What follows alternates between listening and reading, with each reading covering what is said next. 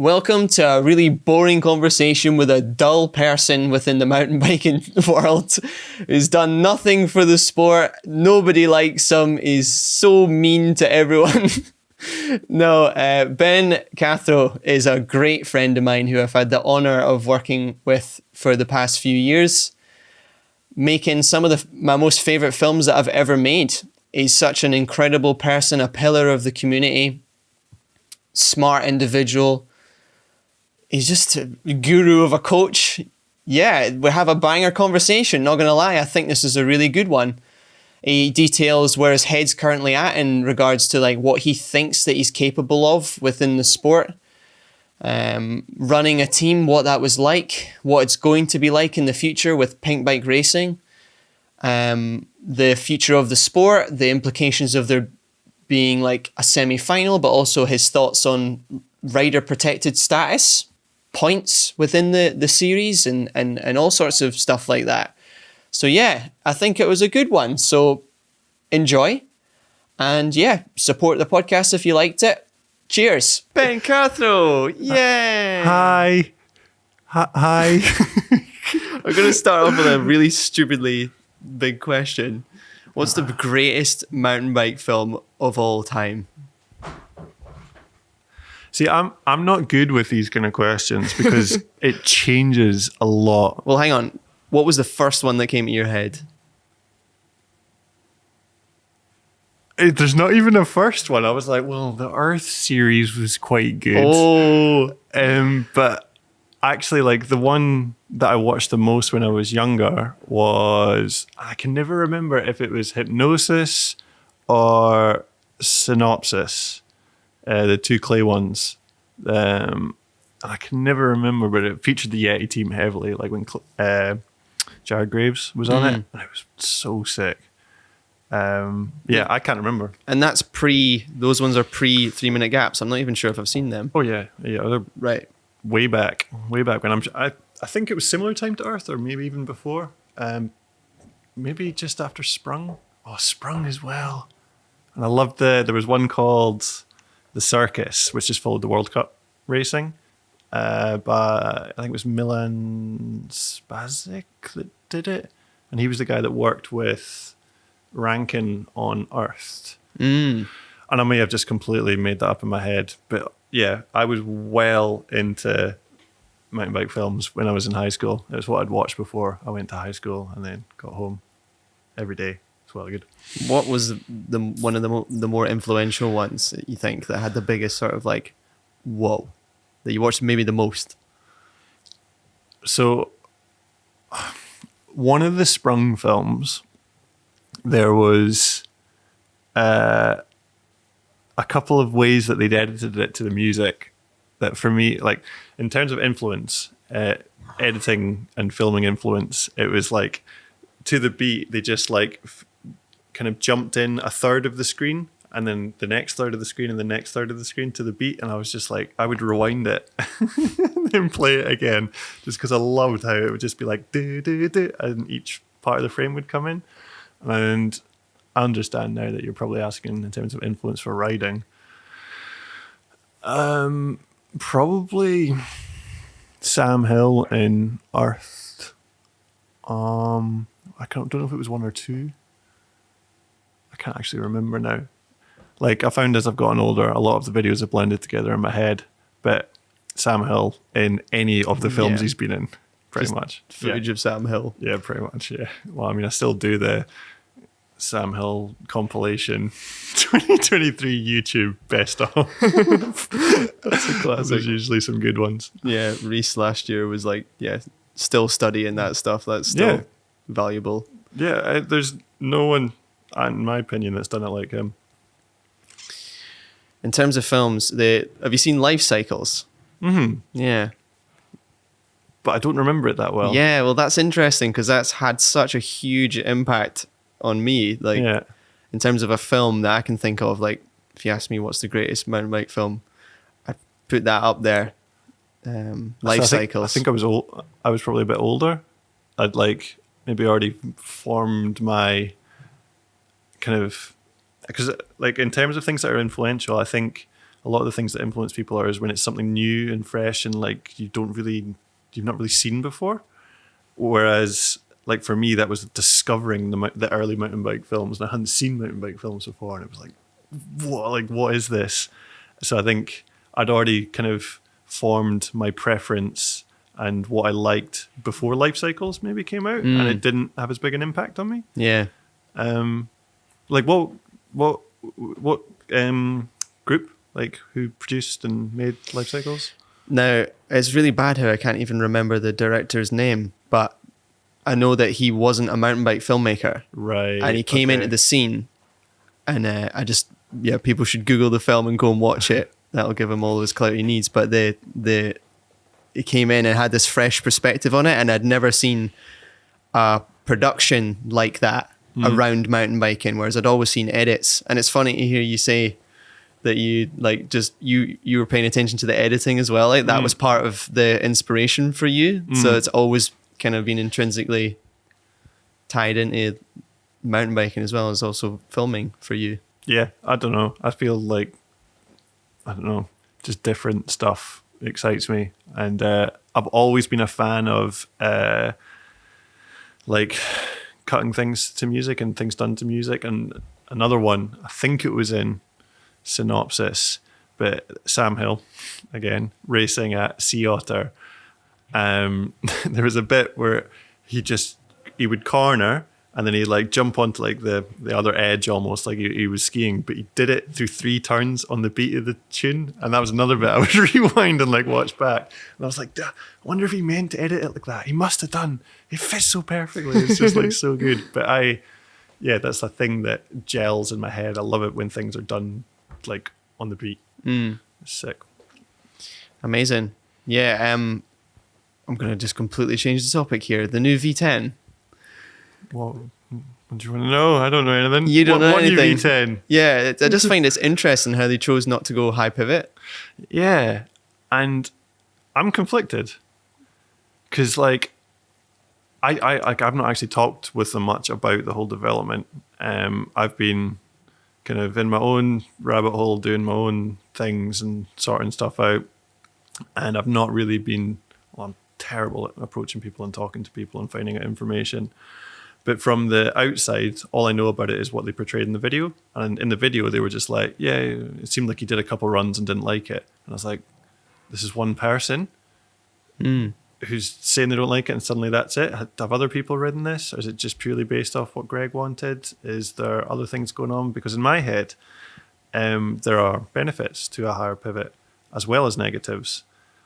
And I don't know.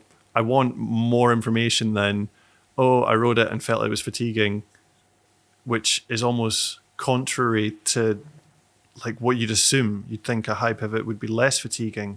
And I felt like I wanted more explanation. I wanted more detail, and I felt like it was glossed over.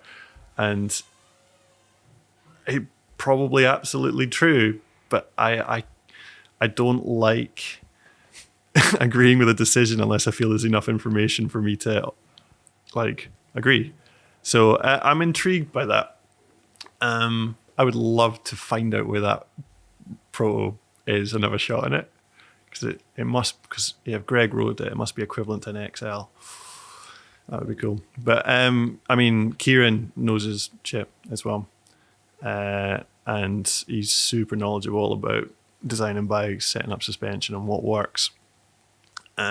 So I'd love to have been able to try things to form my own opinion as well. But I'm not at the point where I feel like I can I'm the person that would be able to do that. But it interests me for sure. I think I've got this idea. It's just a total theory, but like Santa Cruz is a cool company, right? Mm-hmm. They're really cool and their marketing is dialed and everything like that. Do you think that not going high pivot is partially a decision because that's way cooler, because everyone else has got a high pivot?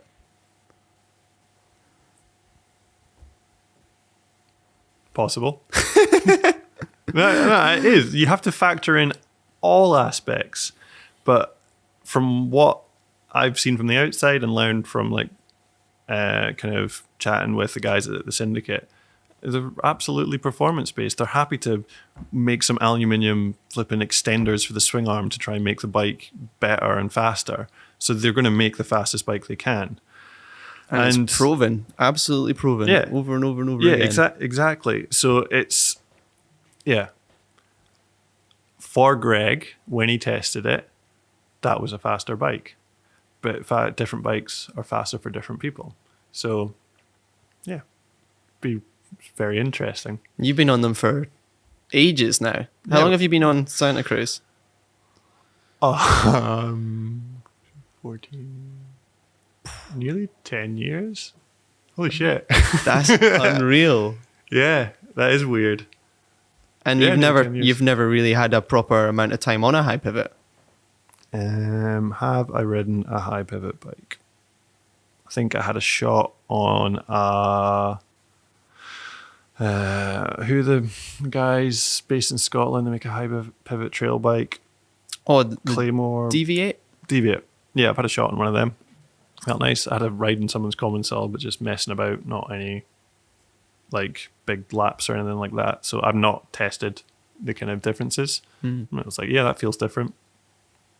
That's about how far I've gotten with it. I think there's merit to just like sticking to the a platform for. No, I just really like the bikes and they're really reliable and I've had no issues and I like consistency. But I do also like change. But I think older age have been valuing consistency. I'm not just gonna like rip a head tube off or anything like that, which has happened in the past. So, like the brand, they've been super nice to me. Bikes ride really good. And it seems like they take feedback as well. Like it's not been said directly, but a lot of things that I've fed back to them have changed with like future bikes. So, it's pretty cool. And how are you getting on?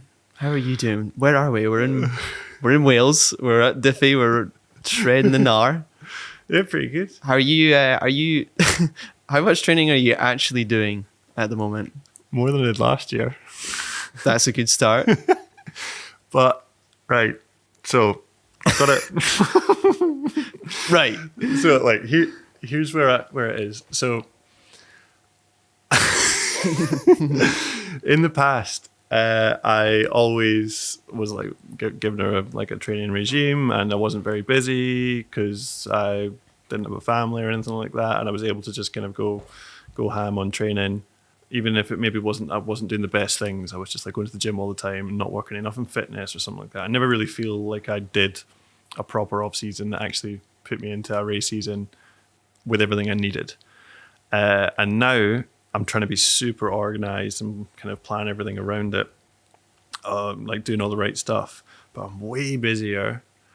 Got the 2 kids, and I've got a lot more responsibility with work, and it's quite tricky to fit everything in.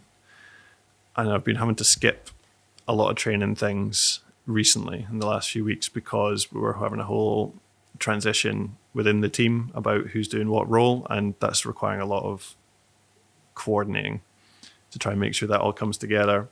And then my daughter, who's 1, she's got teeth coming in and she's not sleeping through the night, so that's meaning that you're not well rested, so you're like, well, I can't really go on like a super hard ride because I'll probably get ill, and they've already given me a cold and I don't want to make it any worse and stuff like that. And it's just, I feel like there's lots of things that just have to be perfect for me to be able to train 100% without just being super selfish and being like, right, I'm off to New Zealand for 4 weeks to go training, which could do, but I wouldn't want to because it's horrendous looking after 2 kids by yourself and being away somewhere glamorous and doing stuff that's really fun, and then leaving your partner at home being like, I love my kids, but holy crap, this is tiring and I can't do anything for myself, and it's just not fair. So at the moment, I'm training here and there, but I'm too busy to really go all in. But things are almost in place that I can, turn into absolute beast Cathro for this season, and I really want to because it's a big year in my head this year. I want to do things. Yeah. Yeah, you've still got plenty of time, which is good. We've got a real late season. Yeah. Just still like 5 months or so. But you can't like sit and think, oh well, I've still got loads of time. Because then suddenly you need to be there, and it's like there's going to be events earlier. Like there's a race in Portugal, it's either end of February and March, and then there's Sea Otter in April, and there's going to be some other things pre-season as well. And I'd like to be a bit more prepared for that. Because, I mean, I was going around the corner at Dyfi today, and I found myself just like sagging into my bike. And I was like, oh God, I need to be stronger. But I did have a big backpack on and some cameras and all the other stuff on. So yeah, I want to work hard this winter. And I'm trying. We're getting there. The new setup with the World Cups, because you got that 25th in Fort William, but you're one of these people that you're in that bracket of the semi-final. Mm-hmm. I was just wondering if you'd kind of thought about that and kind of the implications of that. What does a success for you look like now? Is it getting to that semi-final, or is that? So my goal is to like get into the final for all of them, to be honest. Like I think last year I proved that I had the pace to be in the top 30. Like at Fort William was obviously the anomaly. The rest of them I didn't do particularly well at all. I only qualified for three of them, I think. But then the splits that I had when I really pushed above my kind of strength and fitness capacity, I was in the top 30. So coming into the season with some proper training, I should be fine, like getting into the top 30. But I want more than that. So, I mean, there's the whole thing. It's like set a goal, but then what's realistic? And I think the goals I've set are pretty realistic. And I want to at least top 10. But the main goal is because World Champs is in Fort William for the first time in ages. So it's doing well enough to get selected. And that would mean doing well from the get-go, because there's only, is it 3 World Cups and then Champs? Yeah. So you got to like smash it right out of the gate. So I would say at least one top 10 at one of those first 3 World Cups. That's what I'd like to do. That's sick. That's amazing. Might look back in this like, you idiot. What were you thinking? No, it's like you barely got a top 10 when you were at your peak back when you were 23 or something. But I feel like I've got the knowledge and bikes and there's a few things kind of coming together that are going to solve some issues I had back when I was younger, which I think is going to make a big difference. Yeah, what do you think about the new semi-final? Because like I know from SDAs and stuff, like at the Scottish Downhills, there's 2 race runs, and it's amazing because you do your first run, and chances are you've not put a perfect run down, so you're fully amped to go again. Whereas the reaction from the riders, a lot of riders, is been a negative one. There has been a huge negative response because it makes them feel like they're doing twice as much work. There's twice as much risk, even though there's also twice as much screen time and twice as much opportunity for sponsors to get on board. So risk, I get. It's a risky sport, and with the amount of points that are currently available for it, you have to risk as much as you would have done like for a race run in previous years. So you are doubling the risk for a season, but that's what we sign up for in terms of the sport. It's like, would you say not go to a race and race it because you feel that, I don't really want to risk it? But that isn't that part of why we do it. It's like, it's an adrenaline sport, and if there was no risk, it'd probably be quite boring. So I do get it in terms of like, if you think of it just logically like a job, it's like if you have a risky job and you double the risk, you'd be like, I should probably be paid more. Probably be more things to help protect me in that. And I can understand the argument for that from that aspect, but the way I see it is, if you manage to qualify and get through to finals, I get to do twice as many race runs, which is sick. I love the 2 race run format we do in Scotland at the SDAs, because you usually go way faster in your second run. You do, yeah. Yeah, it's just the way it seems to go. And yeah, that's meant more riding time. Like, a lot of people complain when they go to races. You're like, I only got 5 runs in. I spent £100 on an entry. I only did 5 runs. I'm going to take up enduro. Oh, we're getting an extra run now. It'll be 6 runs. You get more. Except now it's going to cost like £200. But let's not worry about that. But yeah, it's like that whole thing of the riders. You know, if you look at it from that strict job perspective, twice the risk, you should be paid more money.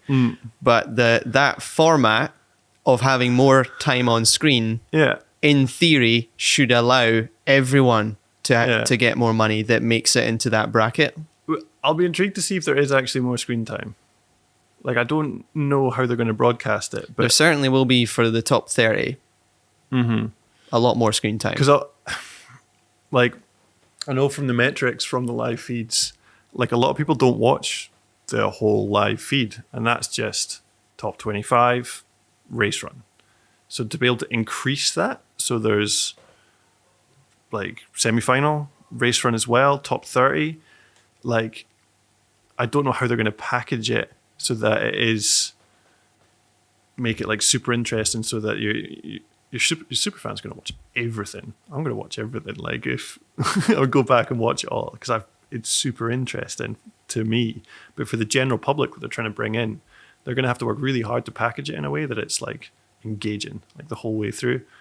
And I don't know if they're going to do it in like stages, like if they're going to do like a qualifying video like feed, or if it's just going to be all semi-final and race all at the same time, or if there'll be like a semi-final show and then a race show. Like, I don't know how it's going to work. Like, when Formula One, it's different days, isn't it, that they do it? Yeah. So you tune in and you see your practice day, you get all the updates on that, interesting, and then you go into the qualifying day, you get all your updates on that, interesting. But for it to happen on the same day, I don't know. I'll be really interested how they broadcast it all. I don't know truthfully, and I don't even know if we should be talking about it, but I know that there's talk of like a ski Sunday. I don't know if you ever watch Ski Sunday. I watch Ski Sunday. So the whole thing with it being under one umbrella, like road, XC, downhill, enduro, is that they can then package all of them together. So for all the snow sports, you watch all of the snow sports on Ski Sunday. So I know that there's going to be some sort of highlight show that summarizes what went on. And I think that's really significant because, and especially for that to reach all of those new territories. That'd be so sick, because that's the kind of thing where you get your casual viewer go, oh, interesting. Oh, cross country, yeah, I do a bit of mountain biking like that. That's interesting. And I'm like, oh, downhill, dangerous, I'm not interested. But you know, like, someone might get to see it, and then like it's a good idea if they do end up doing that. I know potentially, like, because I know I follow the downhill religiously, and I've been trying to follow the cross country in recent years. It's been really good watching the live feeds of that, but then also the other sports. Couldn't tell you. I have no idea who was winning them. I've heard of Van der Poel because he came to the cross country, so I know he does well at cyclocross, but I'm shaky with it all. I like to be able to kind of see highlight shows of those other things. It'll be super interesting. Cool to see. What would be on your wish list for that? So one thing for me, just to spur you on, is an example, like telling a story and highlighting somebody that's made it into the top 30 that was a surprise.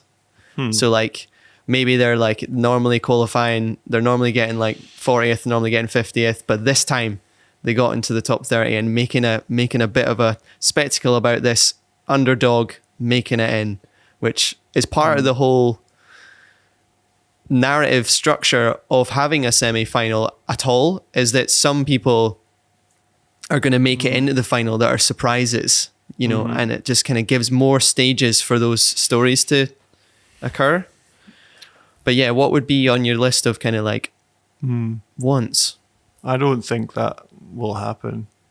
Yeah, maybe not. I feel like if you look at it from a big picture thing, the way to like market a sport and bring it to a wider audience is having familiarity and regular. So like you see the same people, so they get into your head and you remember them, and you're like, oh yeah, that's that flipping Amory Pierron. Yes, I saw him at the other one. So have like building up these big characters of the sport, rather than focusing on the people coming through, which is what we want to see because we're in the sport. Yeah, we love seeing the privateers come in and just be like, unreal, like Taylor Vernon. What? How did he do that? Which is like super sick. I hope they do that kind of thing. What would I want to see? I want to see them do some like super geeky, insightful, like rad, like just technical stuff, like surprising insights presented by me. No, like I hope they go like hard in with that kind of more analytical stuff, because that's what I'm super interested in. So it's like figuring out who won the race and what sector and why, and like interviews with them, like the kind of stuff we try and do with the pink bike videos. Like I'd love for someone with more time, budget, money to like do that to like a higher level. I think that'd be sick. Yeah, it's funny because we're trying to do that on such like such a budget, but your mind does wander into what's possible. Like the kind of, what's the football one called? The goal line technology thing or something else? No, like the after show. Like, I can tell you. Where they just really nerd out over like, you know, this pass allowed this opening and they were not in position and all that is so good. And that technology's there. So like even the software that we use, Dartfish, is pretty well optimized for football, rugby, because those are the big industries. But as we know, it's not very optimized for what we do. They had that sort of ski ghosting software, and that's what we're currently using. But you know, skiing, snow, dark object, it's pretty good, but a slight bit of mist had it absolutely struggling last year. Dark kit in the dark trees, and it's just like nothing, no contrast or edges to detect. And yeah, I don't know how they do it so quick in the live broadcasts, because it takes Glenn all day, 4 hours swearing at the screen. the absolute pain in the ass razor blade Windows laptop that sounds like it's going to take off the moment you open the lid. People don't know the pain involved in that. It's like little things like it doesn't take 4K. It's like we shoot in 4K and then you have to convert it to 1080 to then put it in, and then it doesn't render sometimes, and all the and you got a laptop with a GPU that could process it in about 10 seconds, but no, it's designed to run off the CPU. So no, it runs off the CPU's internal GPU. So like this tiny little weedy thing. Only on Windows laptops, and we only use Macs. So it takes like it must be about 5 to 10 minutes to render one clip, and you're just like, oh Christ, because it can do 4K, but it takes half an hour. Yeah, right. Is that the problem? Yeah. So yeah, a lot goes into that. Yeah, but how cool would that be if like you could totally? They even have it for the UFC. I can't remember his name, but his whole job is like technical analysis.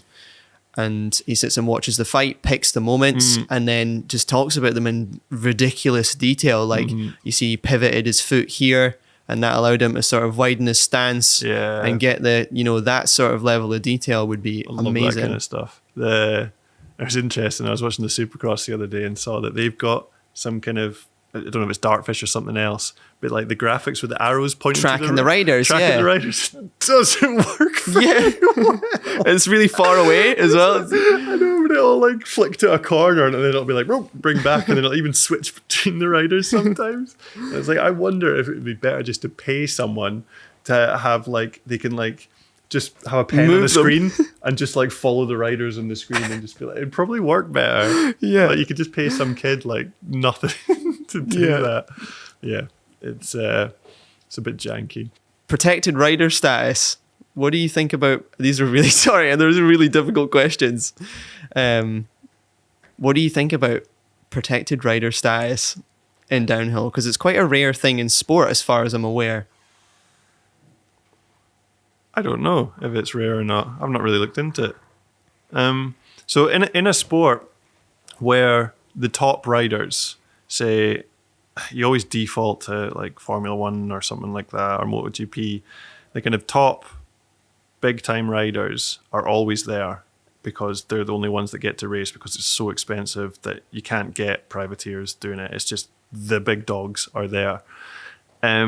So they're all going to race. It's fine. But when it's a race where there's so many more people that could get in, what happens if qualifying happens and then it absolutely craps it down for the fastest riders and the track is unrideable and then all the bottom half of the field all qualify? It's like you can't not have some consistency in the racing. It's like, here we are, and you're tuning in to watch downhill in Fort William, and here we go, and here's the top ranked rider who's racing. It's Jimmy McJimmy, and you're like, wait, well, no, but where's Luke Bruni? And he's like, oh, you didn't qualify, but you like this guy too. He's good, and it's like, I think for us, we'd be like, Yeah, let's go, Jimmy McJim. but like your fans that want to tune in and kind of follow their heroes and see them race, and they're like, oh, they're not racing. Why? Oh, there was like a lightning storm and blew up the track, and there was a big hole, so none of them qualified. They're like, yeah, I think protected riders is absolutely fine, but there needs to be space for, people aren't protected to qualify. And there is, the way the rules work, there is space. I don't know exactly how it's working this year. I think it's the top 20 from the previous year are protected at the first round. And then the current rolling top 20. I think it's an open discussion right now. But, okay, and then the top 10 will be protected through the year with consistent numbers or something like that. Or they haven't decided. No, let's talk about scrapping it, but the qualification being in reverse, that just clicked in my head. Is that the reason why the fastest riders come down first during qualification because of weather? Yeah, they want to get them down and off the hill sooner, early. Less risk of, say, like a corner blowing up or something like that, causing issues kind of later on in the day for the top seeded riders. So that inherently is there. You're always going to get some of the top riders are going to go through, at least. I kind of like the jeopardy of their, Loic has a puncture and, can't, I don't know why it's not specifically Loic, like any of the top guys, like not making it into the final. Like, I think that's a lot more, there's a lot more on the line there. Yeah. It's the whole fans of the sport, know what's going on. And then your casual viewer, if you want to make it better for a casual viewer, you need to have these consistent kind of, in our eyes, restrictive rules. So I feel like I'm understanding both sides of that discussion more and more. It was when I was racing, I'd be like, fuck this! Shit! How come they're protected and I'm not? Yeah, exactly. Yeah. I think I was a protected rider for a couple of years, or a few races even. It was sick. Yeah. You're just like in the quali, you're just like, don't I care. could fall over there. Wouldn't matter. That's so good. It is cool.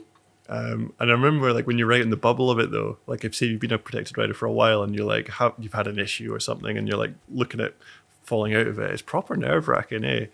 Like having this nice warm blanket and someone's like threatening to take it off of you. Like, yeah, but I think it's necessary. Yeah, I was about to ask something else and then it left right at the end there. I don't know how you're doing this without like notes.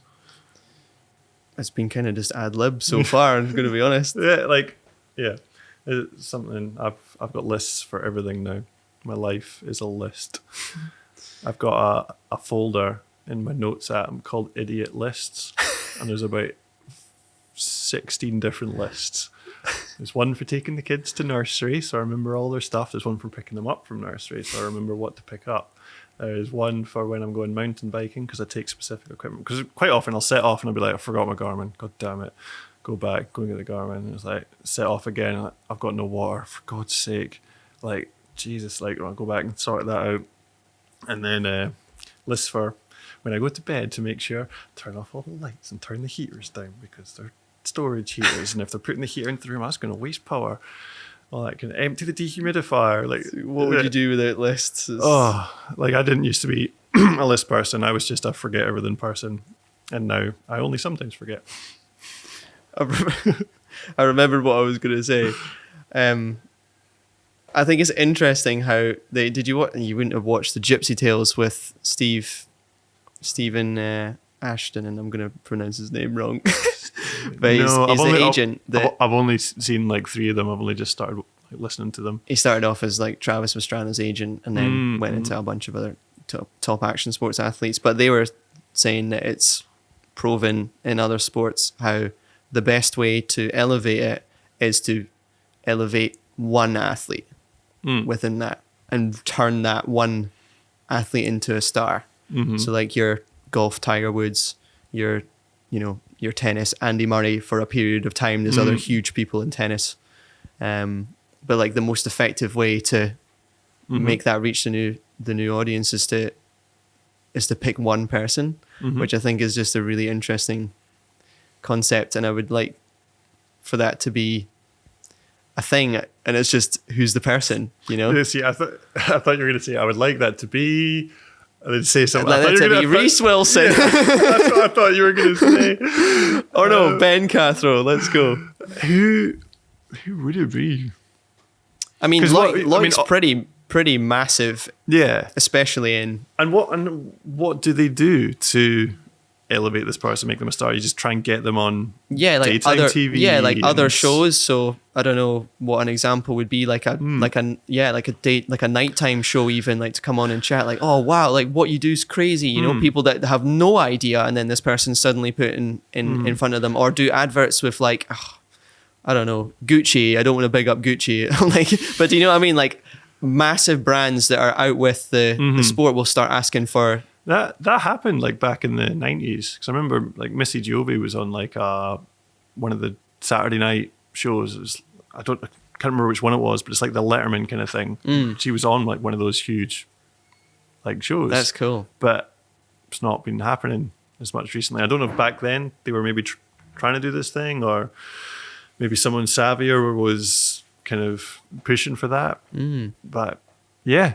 It did seem like it went through a bit of an era where it was almost, it was a bit more mainstream for a bit, and then I'm not saying this is all because of Red Bull, but Red Bull is the kind of action sports echo chamber in a way. Like they do very well at like holding all those sports and providing the platform for that, but it maybe doesn't reach out with it like how it might now. So I find this all very, very exciting, to be honest. Like what's happening now? Well, it's with the new ownership, you're gonna reach more people. Like people have got battery exhausted. It's good that it makes a noise. Elevating the sport. Yeah, the sport sort of reaching new places. Yeah, I think. Who would be the person? Who would be the person? Yeah. Like I don't know. Because you need to have like all the kind of aspects, which unfortunately is good English. Because me and Glenn were talking about that on the last one. It's just like the universal language of the world, unfortunately. And I think it's such a shame. But if you're going into a sport and you know that's the case, then learning to be able to communicate everything well is important. And some of the top riders are getting there. Like I'd say Amaury used to be quite tricky to kind of like communicate and understand everything kind of as he was rising up, but he's way better now. I guess it would have been back in the day Minar, and would probably still be a really good ambassador now, but he's like a Federer, isn't he? And you almost like, no, he is a really good ambassador. It could still potentially be Minar, but it's hard to pick one. Yeah, there's lots of cool characters.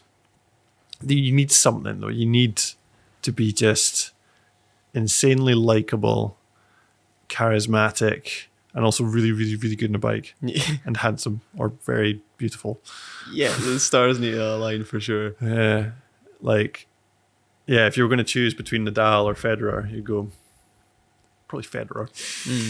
Just like, very swoon worthy. Yeah, I don't know who.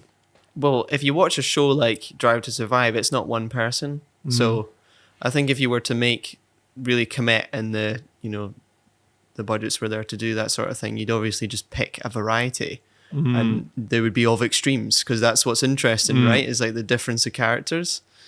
And I think within downhill, there's definitely a huge variety of characters and approaches and the team setups and the atmospheres. Everything down to like the little internal rules that they have in the pits are all different. Yeah. Or, that's what's interesting. And I'd like to be able to shine more light on that. Yeah. There's definitely like some people like, say like when Nico Vulios was like best in the world, like could he have been that person? I don't know. I feel like he'd be too quiet, maybe too reserved. And again, he was very French. So like, would that be someone that you could elevate to a worldwide known, like, I don't know, character? Because it's almost not, you're not a sports person if your goal is to try and make someone world famous. It's like you are a character, like almost like an actor. You're playing a part.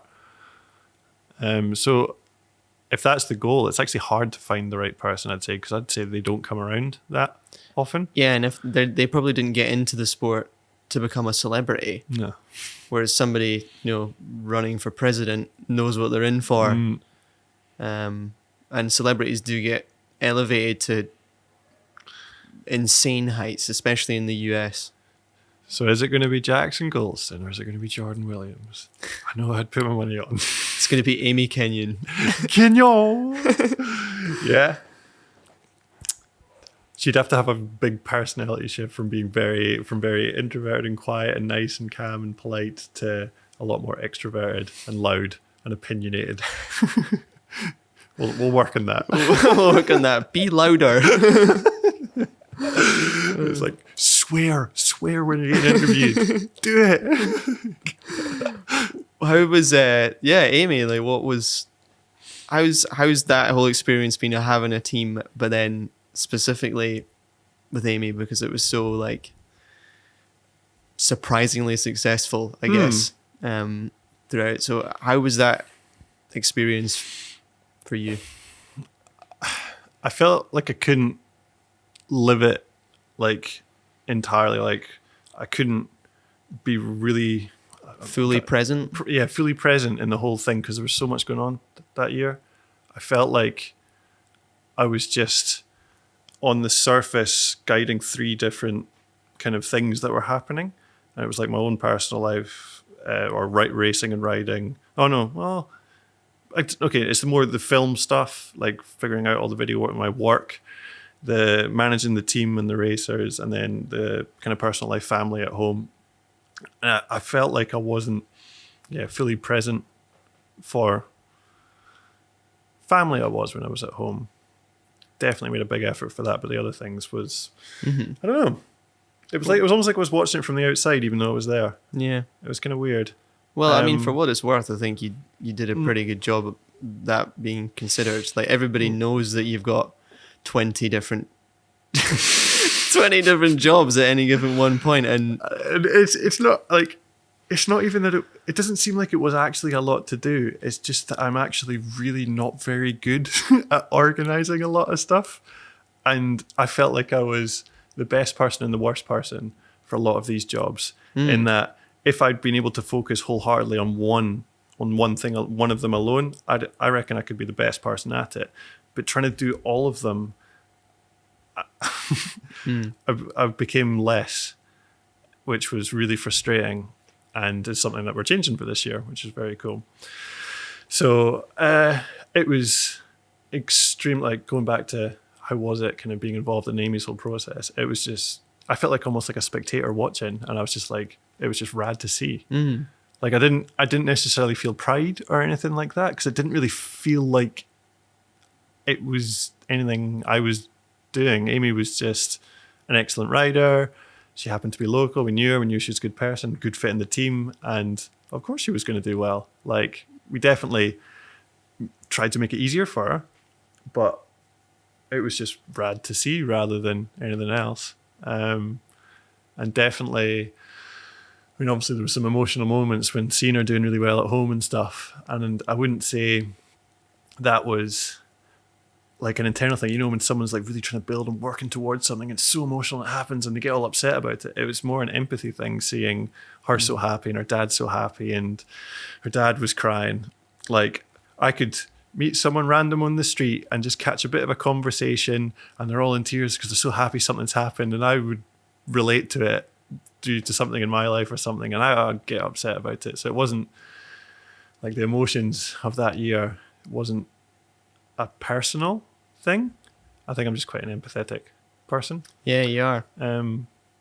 But yeah, like how cool was seeing me that year? It was mad. Yeah, it's funny because just even if you don't feel like you're giving much effort towards that, it's more just like your nature is that. Like your nature is, it's like quite nurturing almost, and you are very, very empathetic, like hyper empathetic to the point where you know what somebody needs to hear. So even if it's fleeting and you don't feel that present, the things that you're saying to people like Amy are hugely important and crucial for them to yeah. I'm really bad at even noticing that kind of stuff as well. Like it's cool. Like I love like thinking that I am able to help people in those kind of ways, but I I feel like in so many things in my life that I've been good or I'm good at or I've helped people, it almost feels like luck when it happens. So like if I say something and if someone's like, oh, that's brilliant, I was like, is it? Cool. Well, that's good. Yeah, It's I don't know. It's weird. I don't feel that. I don't know. Like I'm trying to think of the right way to express it. It's like I don't feel like I'm that intelligent with communication, I guess. And things maybe happen due to I've like, I don't know, just trying to help people and stuff. I guess it's almost like happy mistakes, that the things that help along the way. It doesn't feel like it's a conscious thing. It just sort of happens, and I don't know why a lot of the time. And I'm kind of lost in that thought now, and I don't feel like I'm coming to any concise point there. No, it's more just like the kind of random nature of life in general. Yeah, I guess actually I would say it's like, you know, when people make your own luck, as in you do everything to make sure the situation allows you to take advantage of opportunities. So it's kind of like that everything we've kind of built around the team and everything, that I'll have the happy little fortuitous accidents as Angus crawls past real quiet.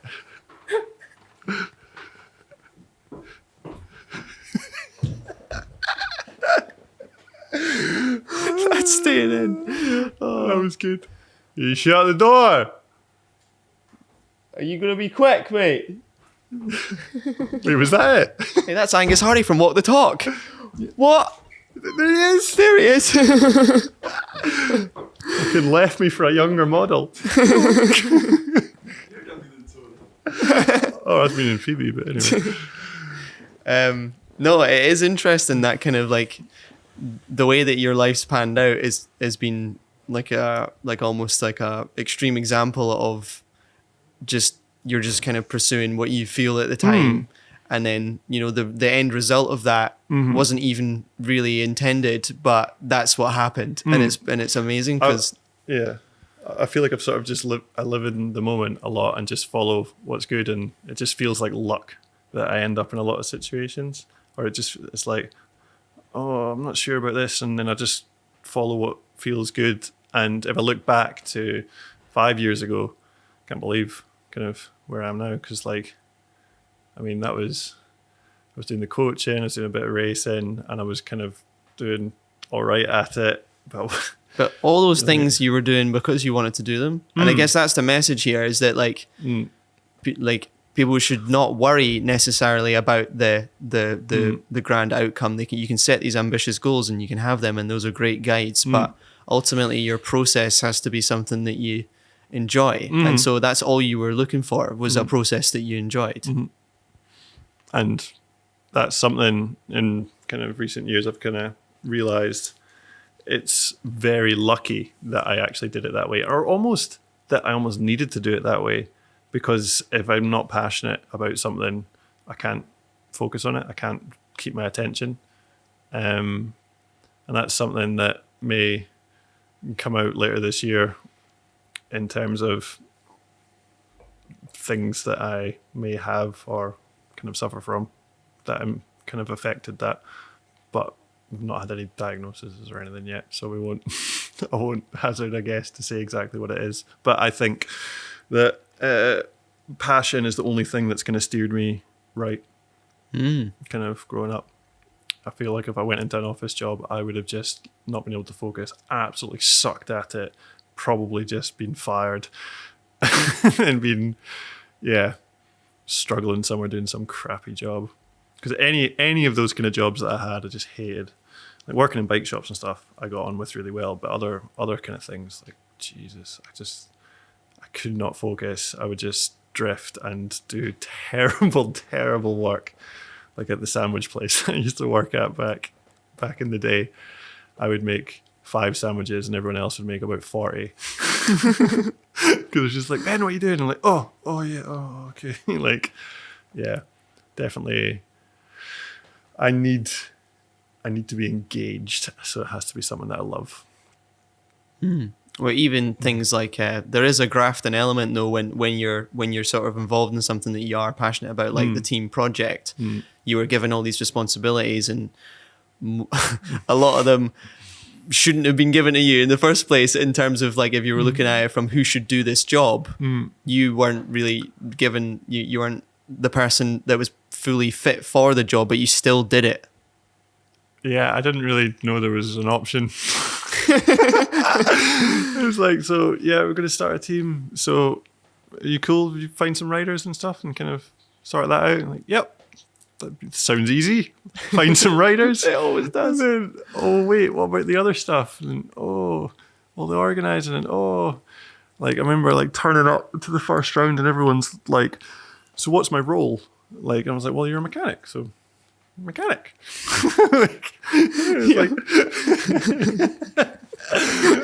It's like, so physio's like, like, so what do you want to do? Like, what do you want me to kind of like work with the team? Like, do we have a structure? Like, is there like a time schedule? It's like the riders approach me. Do you tell them to come to me? And I was like, well, you'll figure it out. I don't know. Like, what? Be a physio. Like, you can like squish muscles. Yeah. Okay. Sick. Yeah, you can come along. So, oh man, yeah. Diving in 2 feet first into a lot of situations and learning as you go. It's exciting, but it definitely made things more stressful for myself and everyone else involved. Yeah. It definitely wasn't the first one, and luckily there was a gap between the first one and the second one, and there was time for everybody to be like, right, okay, there is no structure. How do we... Oh, Ben doesn't know what he's doing. I guess we'll figure it out. And like, yep, good job, well done. Yeah, well done. Figured it out. Oh man, Henry gave me so many lessons that year because he'd worked on Motocross teams in the past, and he's like, well, have you decided? Like, he was like, what's the kind of hierarchical structure of the team? Like, who kind of goes to who for advice, and what does it look like? And I was like, me at the top and everyone below. Like, I was like, everyone just reports to me. Is that not how it's supposed to work? And he It's like, no, you have like, there's a head mechanic, and then the lower mechanic reports to the head mechanic, and then the physio would report to like the whoever's managing during the day, and then you're a racer, so you can't be there, so someone needs to be in charge when you're not there. And I was like, yeah, I guess so. Sounds about right. Like, oh yeah. So yeah, I'm not managing this year.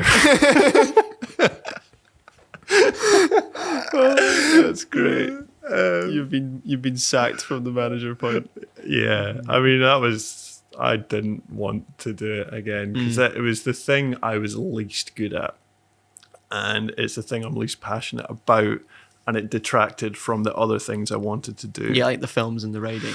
I like riding my bike and making films. Yeah. And that's what I want to focus on. So yeah, that's what I'm going to do. So yeah, somebody else is going to be doing the kind of more organizational day-to-day stuff for the team. I'm pretty sure who that is, but they're not all contracted in yet, so that'll be something you'll find out in the future. Perfect. Staying on the kind of like following your passions thing, motocross. Yeah. Motocross. Yep. How's that been going? It's taken me, like, I wanted to do it. Like, my dad wanted me to do it, actually. No way. Like, he bought me a motorbike when I was like 7. Oh, wow. And I used to just rag it around the field. Like, we were lucky that we had like a field like right next to our house, and I remember it was a super long field, and for some reason at one end of it there was just like this like hump, and you just go like nah, nah, and just hit the hump and go nah, and like, just like a huge like out of control jump. Like, no idea like what I was doing. Like, I didn't really ride bikes or anything back then, but my dad did a bit of motocross and a bit of trials. And then I would go up the hill, create a super deep rut, and you just go up the rut, just paddling along. And it wasn't like trying to ride it clean or anything. It was just like, it would get stuck, and then you like, and then you bounce in it to try and make it grip and get up this hill. Just super satisfying, but really just, yeah, not very, nothing kind of like, no end goal. Yeah. It was just like a fun toy. But then it broke, and then never got another one. And then when I got into mountain biking, obviously motocross, you're aware of it, and I always wanted one, and then I got one when I was like 21, and it was like a 2-stroke 125 KTM supercross bike, or SX they call it, sorry, yeah. like motocross, whatever it is. And the power band on it was like a light switch, and it was horrible. Yeah. And I hated it. And then you go, whoa! And I was like, just like always just flapping about, and I didn't really know what to do. Back then there wasn't that many like, or not that I knew of, like loads of videos and things telling you how to do it, and I would just ride it, nearly kill myself, go back, ride it, almost go over the bars on a tabletop because I would back off the throttle on the takeoff because I didn't know you were supposed to throttle up them, and I was too kind of, I don't know, back then I think ego for me was a bigger thing, so I didn't really want to ask people what to do, and I was like, I like to just do things for myself and figure it out. But anyway, I nearly wrote myself off quite a few times, and then the clutch stopped working, and I was like, well, I've got no money to fix it. Oh well, I'll sell it because I don't like it. I don't like it. And it was really upsetting, but in my head I've always been like, yeah, it's so sick. Like, why didn't I get on with it? And then it wasn't until last year I rode a newer kind of 2-stroke KTM at Autobiano motocross track in 300, Italy. wasn't it? 300, may have been or a 250 maybe. It may have been a 300. I'm not sure. Right, yeah. But anyway, different. I was upset because I got the one with the kickstart, and T-Bo got the one with the electric start. And I was like, hey, kickstarts are cool now. Apparently. And I rode that, and it was like, this is brilliant. Like, it was a lot smoother onto the power, and we was doing big jumps and stuff and feeling pretty rad. And I was like, I'm going to get a motorbike. So this winter we bought Reese Wilson's dad's old 2018 KTM 450, which is silly. It's absolutely silly, but it's actually perfect for me because I can just putt about in second gear, not have to worry about changing gears, and just have an absolute blast. And it's so hard. It's so hard. It's like, right, I can go around corners extremely extremely fast on a two-wheeled vehicle. Here we go on the motorbike. Let's go around this corner really fast. Like, what the hell's going on? And it's like, I remember I was stood up and I went around a corner and I dabbed. And dabbing on a motorbike is I don't get it. Well, like I dabbed and it like, then the bike slowed down because I wound off the power and it's like the engine braking slows you down. I just went over the bars. I was like, but what? I was just dabbing. I don't get it. Like, what's going on? And then what was the other thing is like ruts. And like on a mountain bike, if I lost my balance, I'll just pick the bike up off the ground and put it down there to rebalance. On a motorbike, it's like, you can't. I was like, what do you do? And then people are like, oh, you just use the throttle. What does that mean? Like, I don't understand. And then coming around corners, I'm like coming in and it's like, I would just be like, oh, right, it's a corner. Don't want to stall, pull the clutch in. I just coast in the clutch and like, whoa. And then I'd like start throttling and like feathering the clutch a bit. But the clutch on it's really stiff. And I would just get like 3 laps in and I have so much arm pump I couldn't use the clutch anymore. And I was like, are you supposed to use the clutch? I don't know. Because like I've had it before where you'd come in, front brake, foot brake, no control of the foot brake, lock it up, stall. And then I'd be like, oh, God damn it. So I'd just pull in the clutch coming into a corner and then use the foot brake so then I can't stall. But then I was like, well, that doesn't seem like it's the way you're supposed to do it. So now I've learned just not use any brakes, just use engine braking and just kind of coast in and throttle around the corner, which is probably not how you're supposed to do it either. But then at least I don't have to pull in the clutch and I don't get as much arm pump. And just go around in second gear. It's like I'm riding an electric bike. Just not touching the gears, riding death grip. I do use the front brake. Now I'm starting to try and go a bit quicker. But it's so much to learn. And it's really interesting because I feel like in mountain biking, I kind of know everything that needs to be done. The kind of only excitement I get is riding at my limit, racing, kind of like pushing myself, but you don't get those same like big new learning steps. Like the last time I had that was doing some like really big jumps I hadn't done before, like the ones at Dyfi. I would say the first time we did them, like hitting the big lips, that was like super exciting, and that's rare I find in mountain biking because I'm so used to everything. But motocross feels like that. It's like it's all new and like I don't know what to do and oh god, like you do something and suddenly it works and it's like people say, oh yeah, you got to sit in the gas tank around the corners, so you really get the front wheel to dig in. You're like, try it, and you're like, no, that doesn't feel right. But then you actually commit to it and do it, and you throttle at the right point. And you're like, okay, yeah, you were right. That does work really well. That's really cool. And yeah, it's very interesting. You're a perfect candidate for an electric motocross bike. Yeah, I know. You're absolutely made for it. Well, that was what I was going to buy, the KTM for your ID. Yeah. But a second-hand one that's like 8 years old, the battery's dead, it runs for like 15 minutes before it goes flat, it's still $5,000. So I was like, you probably won't get that then. Yeah, at the end of last year, I was feeling reasonably flush. So placed a pre-order for the Stark Varg. Little business order. Straight on the business card, no. But they weren't fulfilled at the time where they were going to be fulfilled. And now time has passed and they've been delayed a little bit. And I'm like, not quite so flush as I was back then. But I'm still super enthusiastic about getting one and trying that out because I think the handbrake for all mountain bikers is a revolution. There was an interesting video I was watching about a guy who reviewed it. He was adamant that having the brake on the handlebars was worse for a motorbike. He was just like, I can't control the bike as well when I'm thinking about braking. And I was like, I could kind of see where he was coming from, but I feel like it's just because he said he's a mountain biker as well, and he's like, on a mountain bike, love having the brakes on bars, but like on a motorbike, he just was like, nah, it doesn't work. I want to be like holding on, not worrying about trying to brake with the upper body. And it was interesting, but I don't agree with him. No, it's because you're so used to hovering, and I'm sure you've noticed in motocross it's better to death grip.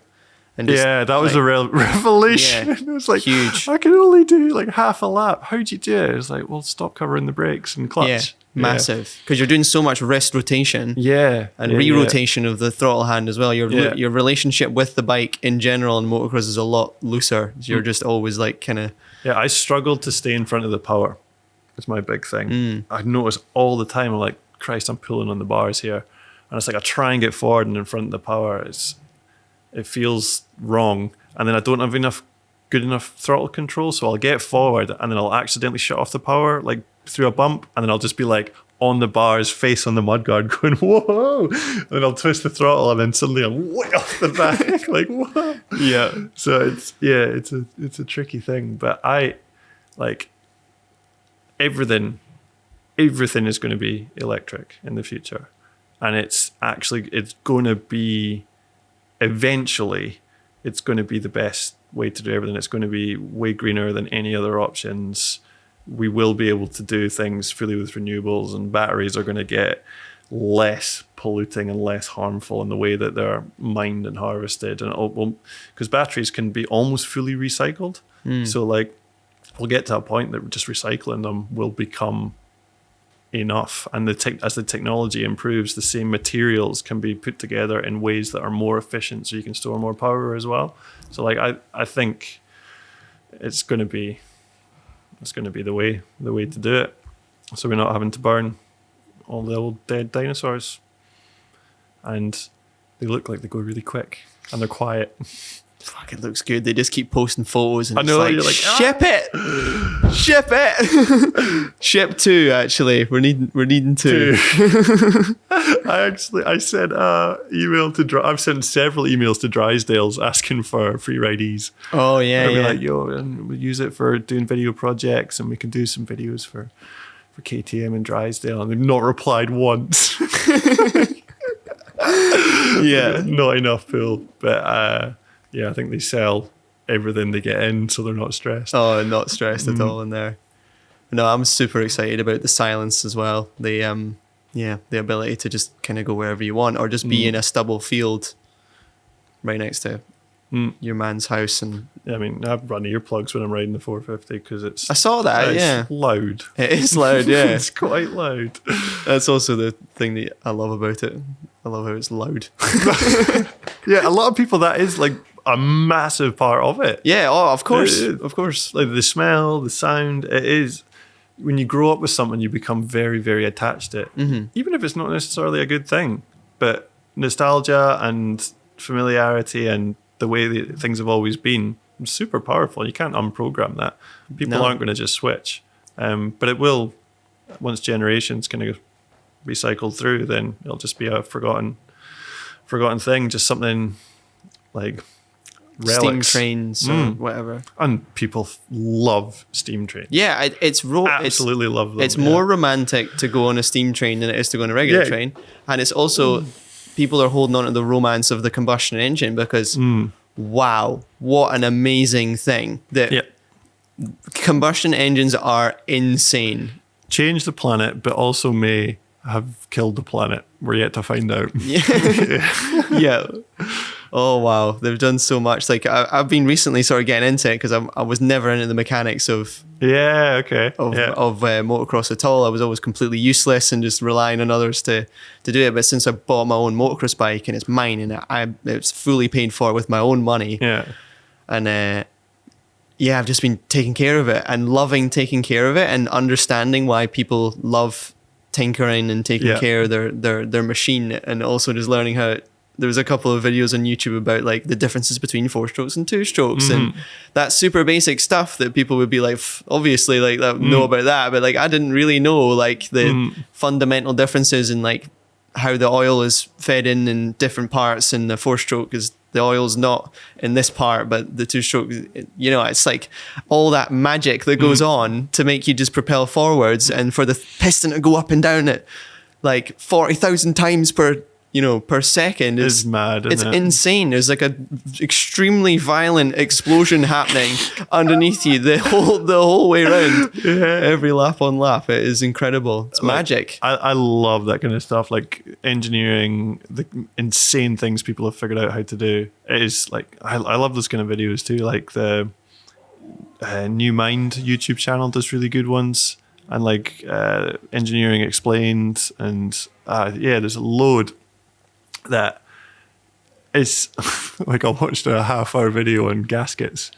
It was really interesting about all the different types of gaskets. How they like started with just copper sheets, and then they moved on to like aluminium that was stamped, so it had like springs to it, and then they went on to the kind of ceramic and the different like rubber and the different pastes and seals and stuff. And it was like, that was really interesting. Wow, it's the highest stress item, or it has to like deal with the most in an engine, is like a gasket. Wow, yeah. It's like got so much shit to deal with pretty much. Super interesting. I remember coming through to you in Innsbruck, and you were watching a video about a guy like tearing down and rebuilding a Rolex watch. Oh, that's so good. And he had his all good. of his tiny little tools, and and it's very satisfying. And it's just the way he puts it all back together. It's I can't remember what the guy's name is. Something Restored or something like that. But just seeing all the little like gemstones that go in it, and all they don't run on bearings like ball bearings or things like that. It's literally gemstones with a bit of oil on it, and they'll just spin on the gemstones and stuff. Magic. Like that. It's just brilliant. Love that. So good. Yeah. How it's made, that's my jam. I used to watch that all the time back when Discovery wasn't terrible. I think it was on Discovery. Anyway. Sweet. I'm kind of like running out of like things that I had in my head. Is there anything that you would like to? No. We are at the end of a long day. We've been riding bikes all day. Max has already recorded one podcast and his brain is fried. No. I'm happy with that. We should do this again after the season and see what comes after true. the season, not before. Well, let's not like oversaturate. Come on. Oh, right. Sorry. Yeah. There's other people to talk to. There's a lot of people to talk to. No, we do post-season debrief, I think, or mid. Who knows? We'll know more once it all gets kicked off. Probably mid. Let's go gap. Gap would be cool. Mm-hmm. Let's do it. See them. Yeah. See you then. I feel like there was no good like clickbaity soundbitey bits we can use. I think there was plenty. No? Wait, was there? There's tons of stuff What to could do I with the do? new rule set. How about... Okay, because I haven't actually seen any of the full podcasts yet. I watched any. But What? quite busy. I'm offended. I don't know. Listening to your mates doing podcasts it's a different thing. It's different, isn't it? It's a different thing. Like, and even like I saw one where I think it was Innes was talking about me and stop stealing my stuff, Innes. That's mine. Pay me. There you go. There's a soundbite. I saw that one. I was like, that's actually really cool. Like that for someone like Innes, his skills, his knowledge, he knows all like that kind of stuff to say, oh, use some Cathro stuff from his videos. I was like, I felt all happy inside. It was cool seeing that. Yeah. What else? Yeah, you're working too hard on doing all these things. Stop it. I'm just trying my best. When I'm on my phone, all I get is notification, Instagram, oh, Sleeper Co's posted something, YouTube, oh, Sleeper's shared a new short, oh, another podcast, and it's just like, Jesus Christ. It's like half my notification seems to be you making stuff. I'm like a printing press at the moment. I think you're like me in that when you're into something, you're really like everything goes into it. Yeah, I'm almost, because I've talked about this with Innes, like the fleeting attention of being a creative. Like my issue is not that I'm not interested in anything, it's that I'm interested in everything. That is the main issue. but I know that I'm really interested in downhill mountain biking, and I'm really interested in the characters within that. And I just think I need to do something about that. And this is what it is. And yeah, I wonder in the future if I'll get sick of doing this. I think we need to find a way in which I can continue to make the more ambitious long form films that we make whilst also still doing this, because this currently is taking up all of my time, and we're also still trying to plan all these big films and shoot all these big films. So we're going to need to find a way to do this sustainably, but right now this is the start. I'm really glad that you're here at the start as well. This only makes sense. And yeah, it's going to be a journey, that's for sure, and I hope everybody can join it. Yeah, you're going to run into the risk of doing everything badly or everything okay. So you're doing this incredibly focused and well, but it can't be maintained when all the other stuff needs done, because you see other people are doing this well. Like, I was listening to Gypsy Tales, and it's like that's his full-time job. He's just doing that non-stop, like all the time. So imagine you trying to do that to that level, and also do all the World Cup stuff and productions outside of that.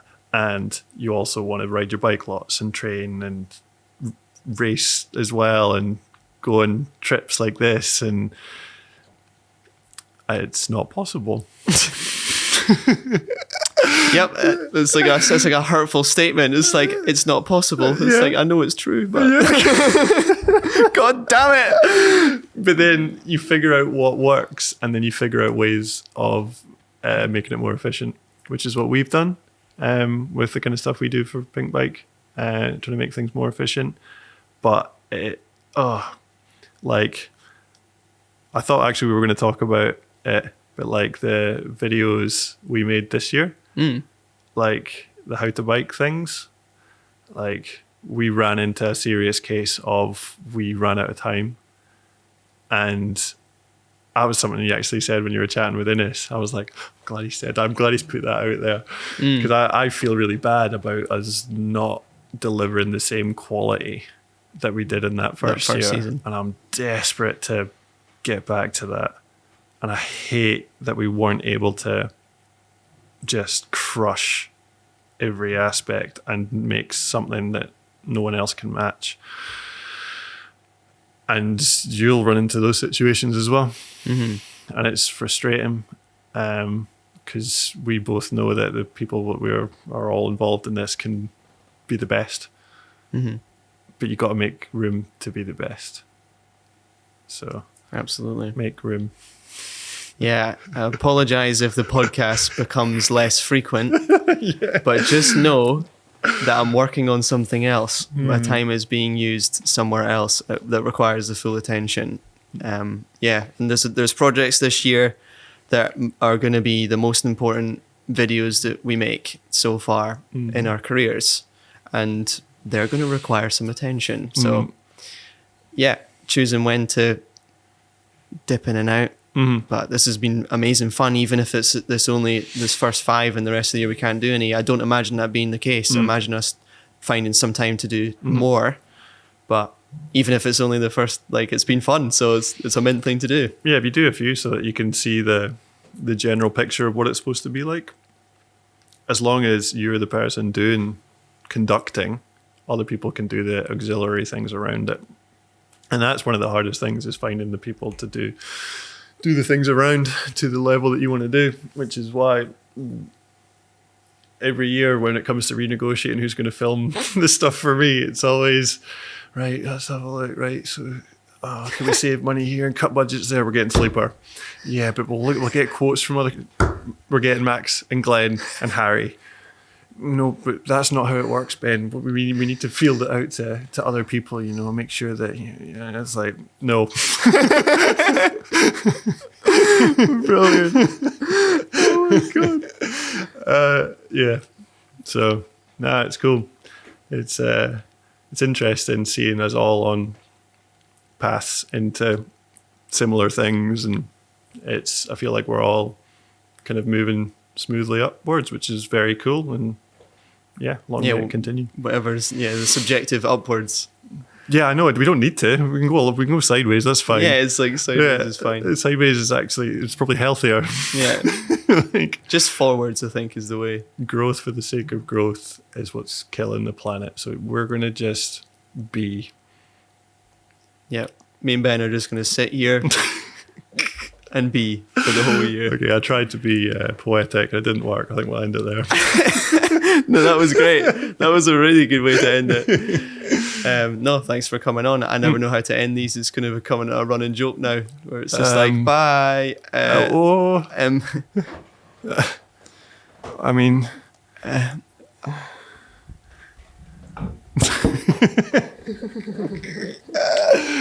that was cool.